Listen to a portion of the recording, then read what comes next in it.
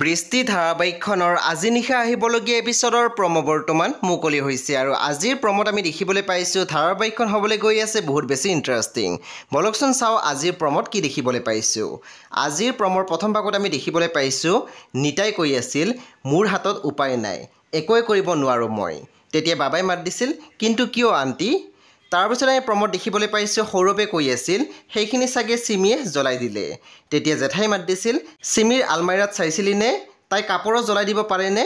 তেতিয়া সৌৰভে মাত দিছিল নিজৰ বাহিৰে বেলেগৰ মৰম নুবুজা মানুহে সকলো কৰিব পাৰে। তাৰপিছত আমি প্ৰমোত দেখিবলৈ পাইছোঁ ঝৰ্ণাই কৈ আছিল বেছি মূৰৰ ওপৰত উঠি নাচিবলৈ খুজিলে তলত কেনেকৈ পেলাব লাগে মই ভালদৰে জানো। তেতিয়া বাবাই মাত দিছিল নোৱাৰা। চ' বন্ধু বান্ধৱীসকল আজি নিশা ৮ বজাত ৰং টিভিত আহিবলগীয়া বৃষ্টি ধাৰাবাহিকখন খুবেই বেছি ইণ্টাৰেষ্টিং হ'বলৈ গৈ আছে। চ' আপোনালোকে চাবলৈ একেবাৰে নাপাহৰিব। পৰৱৰ্তী আপডেটৰ বাবে আপোনালোকে আমাৰ চেনেলটো ছাবস্ক্ৰাইব কৰি কাষত থকা বেল আইকনো টিপি দিবলৈ একেবাৰে নাপাহৰিব।